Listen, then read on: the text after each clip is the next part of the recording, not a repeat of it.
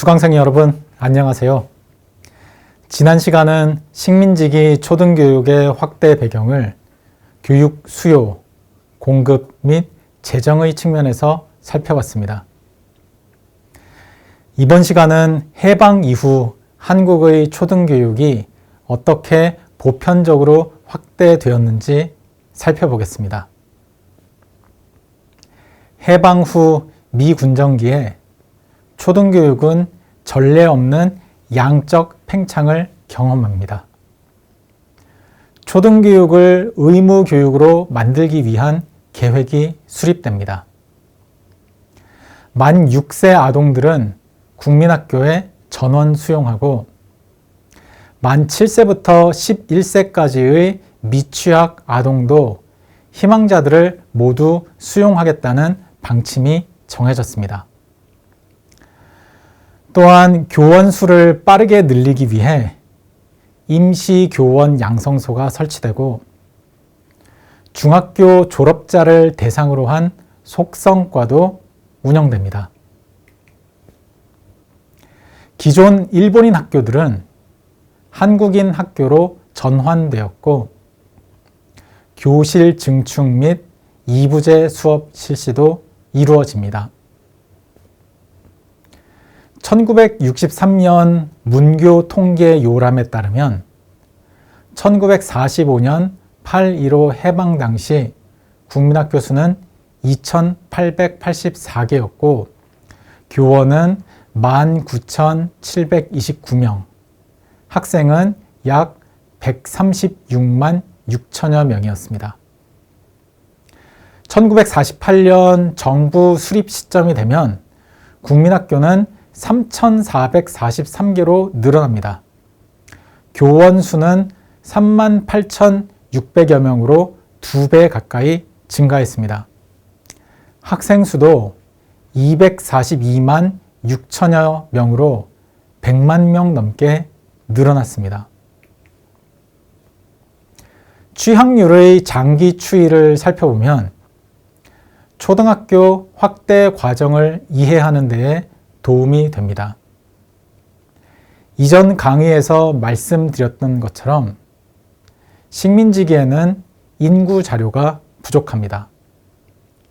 그래서 5세부터 14세 인구를 기준으로 취학률을 계산하면 일관적인 장기 시계열을 만들어 볼 수 있습니다. 화면에 보이는 그래프에서 파란색 선이 5세부터 14세 인구 대비 초등학교 취학생 수의 비율입니다. 해방 전후의 자료가 많이 부족하기는 하지만 1940년대와 1950년대의 가능한 자료들을 모두 연결해 살펴보면 1935년 무렵부터 1960년 무렵까지 꾸준히 증가하는 추세를 발견할 수 있습니다. 즉, 한국 초등교육의 보편적 확산은 식민지기 말부터 해방 후 1950년대까지 꾸준히 이루어졌다고 볼 수 있겠습니다. 5부터 14세 취학률은 1960년대부터 정체됩니다. 이 무렵부터는 취학 연령인 6세부터 11세 인구를 기준으로 한 취학률 계산이 가능합니다. 이 수치를 보면 이미 취학률이 거의 100%임을 알 수 있습니다. 1960년대부터는 3세부터 5세까지의 인구를 기준으로 유치원 취학률을 계산해 볼 수도 있습니다. 그래프에서 노란색으로 제시된 선이 바로 유치원 취학률입니다. 유치원 취학률은 1980년대부터 본격적으로 상승했습니다. 1970년대까지 유치원 교육은 제한적으로 이루어졌다고 볼 수 있습니다.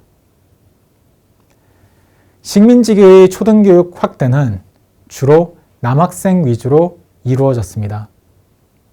1930년대 후반부터 여학생의 초등교육 취학률이 증가하기는 했지만 성별 격차는 여전히 상당했습니다. 식민지기 통계를 보면 1942년 국민학교의 남학생 수는 121만 9,156명이었고 여학생 수는 53만 3,434명이었습니다. 남학생 1인당 여학생 수는 약 0.44명이었습니다. 한국전쟁이 끝난 1953년 국민학교의 남학생 1인당 여학생 수는 약 0.65명이었습니다. 10여 년 동안 초등학생의 성비가 상당히 개선되었고 이는 해방 이후 여성의 초등학교 취학이 과거보다 더 많이 늘어났음을 보여줍니다. 하지만 0.65명이라는 수치가 말해주듯이 여전히 초등교육의 성별 격차는 남아 있었습니다. 화면의 그래프는 초등학교의 남학생 1인당 여학생 수 추이를 보여줍니다. 이론적으로 학령 인구의 성비가 균등하고 초등교육에서 성별 격차가 사라졌다면 이 수치는 1이 되어야 합니다.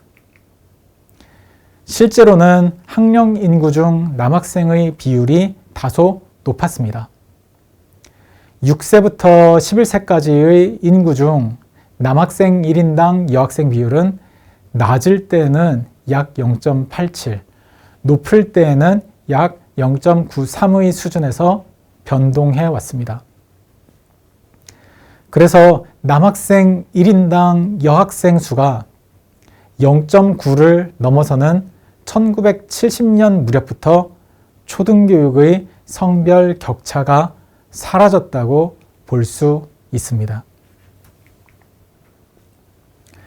1950년대와 1960년대에는 초등교육의 성별 격차가 꾸준히 감소해 왔음을 확인할 수 있습니다. 이미 남학생의 초등학교 취학률이 높았다는 점을 감안한다면 1950년부터 1960년대의 초등교육 확대는 여성 초등교육의 확대 과정이었다고도 볼 수 있겠습니다.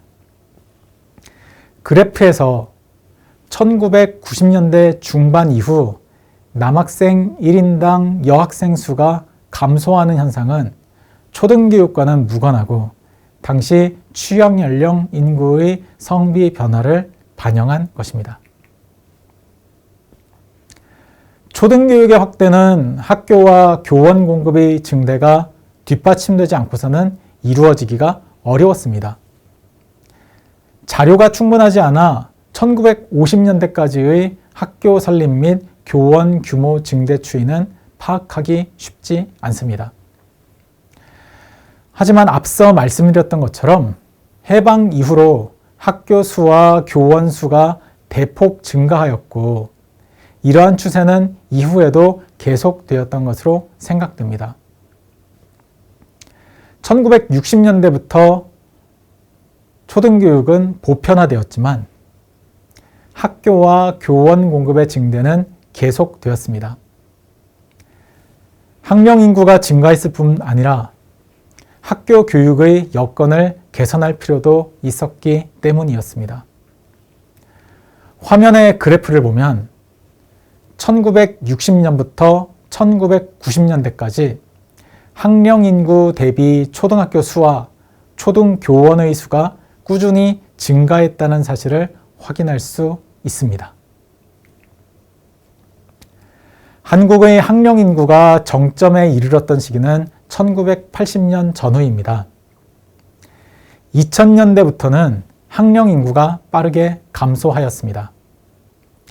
이 시기 학령 인구 1000명당 학교 및 교원의 수의 급격한 증가는 학령 인구의 감소에서 기인하였습니다. 교원 공급 증가에 따른 교육 여건의 개선은 교사 1인당 학생 수의 변화에서도 확인할 수 있습니다. 식민지기 초등교육이 급격히 확대된 시기에는 교사 1인당 학생 수가 80명을 넘어설 때도 있었습니다.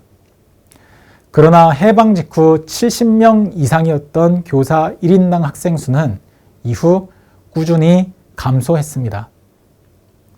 현재 초등학교 교사 1인당 학생 수는 14명 수준입니다. 초등학교에는 담임교사 이외에도 교과 전담교사 등 다양한 교사가 있으므로 실제 학급 크기는 이보다는 조금 더 크겠습니다. 초등교육의 팽창기에서 학교 건물과 교원 부족을 극복하기 위한 방법 중 한 가지는 2부제 이상 수업의 실시였습니다. 2부제 수업은 하나의 교실을 2개의 학급이 시간을 나누어 교대로 사용하여 교육을 진행하는 방식입니다. 종종 필요에 따라 3부제 또는 4부제 수업이 실시된 경우도 있었습니다. 화면의 그래프는 2부제 수업을 실시하는 초등학교 수 추이를 보여줍니다. 1960년대 중반부터 시작된 이 통계는 1970년대까지 2부제 수업이 급격히 줄어드는 추세를 보여줍니다. 아직 학령 인구는 증가하던 시기였으므로 2부제 수업의 감소는 학교와 교사의 공급 증가에 따른 결과로 볼 수 있습니다. 초등교육이 확대되던 시기에 학생 수가 적은 지역에서는 새로운 학교를 설치하는 대신 인근 학교의 분교를 설치하는 경우도 많았습니다. 1960년대와 1970년대까지 초등학교 분교의 수는 800여 개를 상회하였습니다. 1980년대에는 오히려 분교의 수가 증가했는데 도시화 등으로 인해 농어촌과 산림지역의 학생 수가 감소하여 기존의 정식 학교들도 분교로 전환되는 경우가 나타났기 때문입니다. 하지만 1990년대부터 인구 구조 변화와 인구 이동 등으로 인해 이러한 지역의 학생 수가 더욱 감소하고 소멸하면서 분교의 수 역시 꾸준히 감소하게 되었습니다. 지금까지 해방 이후 한국에서 초등교육이 보편적으로 확대된 과정을 정리해 보았습니다. 초등교육의 확대에는 학교와 교사 공급 증대가 계속 중요했습니다. 1960년 무렵이 되면 보편적인 수준으로 초등교육이 확대되는데 이 과정에서는 특히 학령기 여성의 취학 증가가 중요한 요인이었습니다. 남성들의 초등학교 취학은 이미 식민지기에 상당한 수준으로 늘어나 있었기 때문입니다.